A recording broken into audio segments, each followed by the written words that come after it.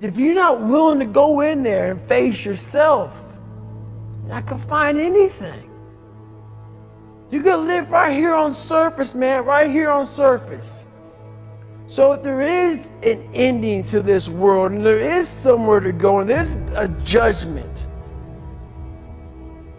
you're gonna get there and you might see a chart. And that chart may tell you who the fuck you should have been. And now you get the rest of your life to think about that.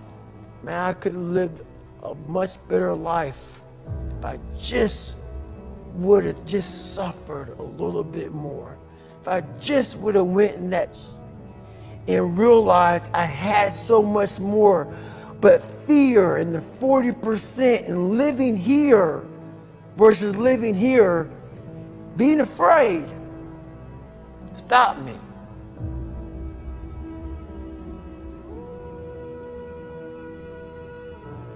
Your biggest enemy, the most important conversation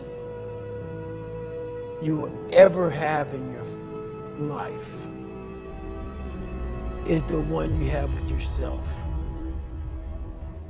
You wake up with it, you walk around with it, you go to bed with it, eventually you're gonna act on it.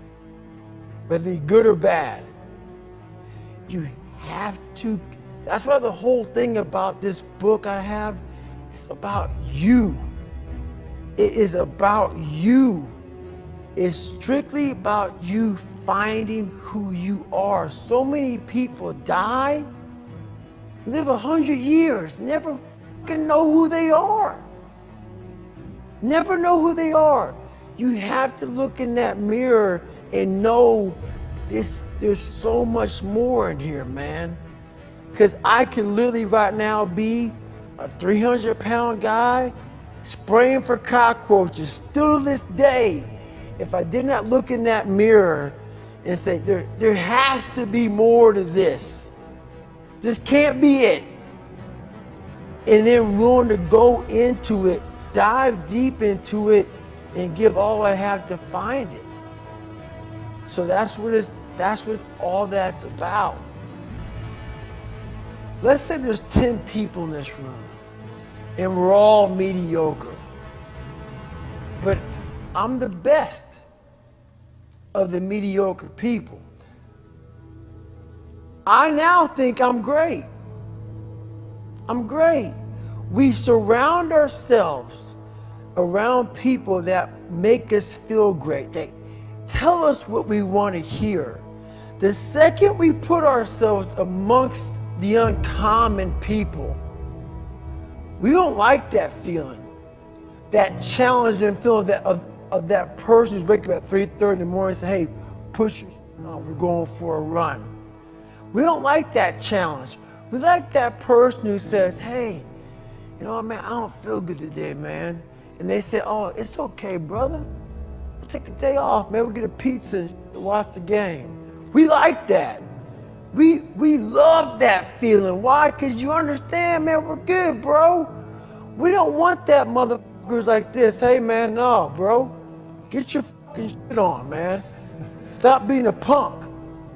We don't want that in our lives. We don't want that person who's constantly challenging our weaknesses. We want that person who's constantly, making us feel nice and good and secure in ours. That's the mediocrity of life. We want to be the best amongst the average people. People wonder, how do you stay hungry all the time?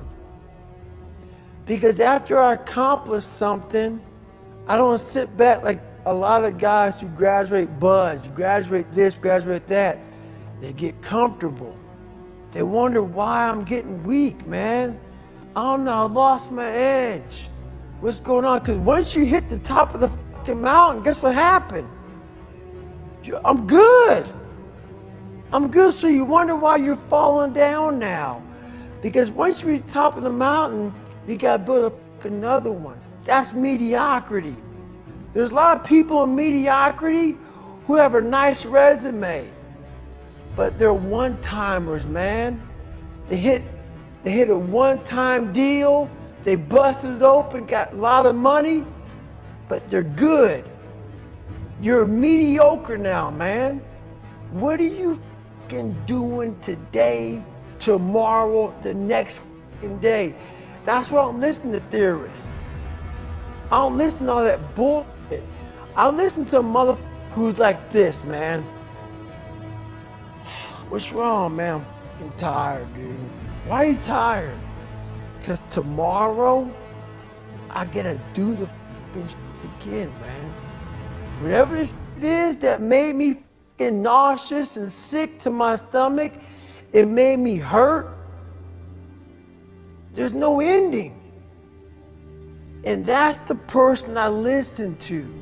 That's the person who's gained knowledge. You gain knowledge through suffering.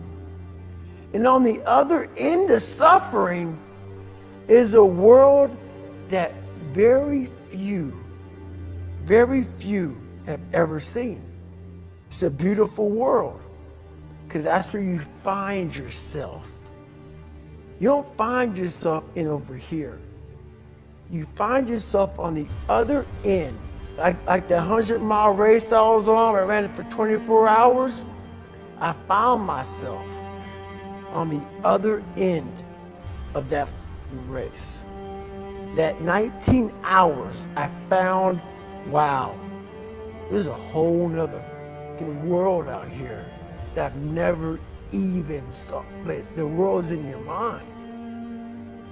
And that's what all that mediocrity is about. The mind has the tactical advantage over you at all times. At all times of your life, the mind has a tactical advantage over you. Why is that? It knows what you're afraid of. It knows your insecurities. It knows your deep, dark lies. And it starts to push you away from that. It pushes you in a direction that is comfortable. The mind controls everything.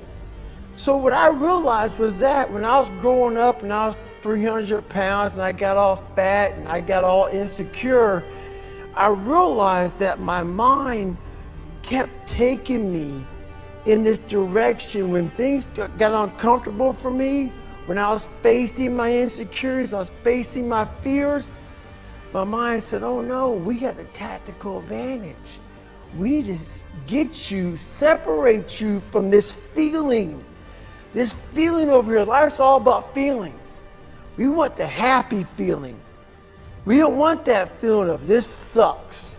If in that moment, you can answer those up questions and you are now in charge of your brain versus your brain ruling you, that's where all that stuff comes from. So the 40% rule is all of that. You get to 40%, your brain says, we're done.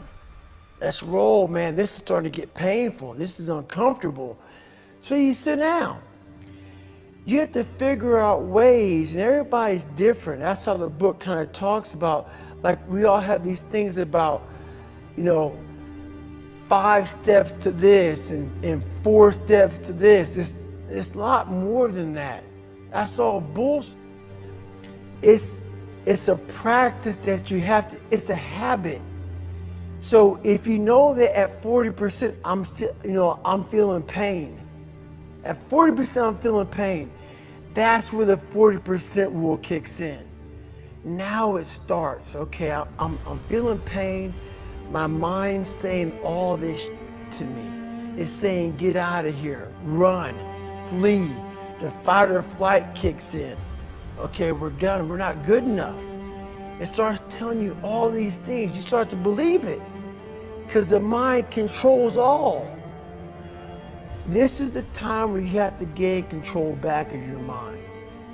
It's okay. Let me see if I can go 45%. And once you start giving yourself more and more hope and start realizing, okay, the mind starts to be, okay, what are you doing? We're supposed to be going right and you're going left. you start then controlling your mind. Start finding more in yourself, and then it goes from 40% to a lot further than that. But that's the start of it, though. Get to the spot where your mind is saying stop. Wherever that is, you gotta get there first, and then that's when that starts to work for you.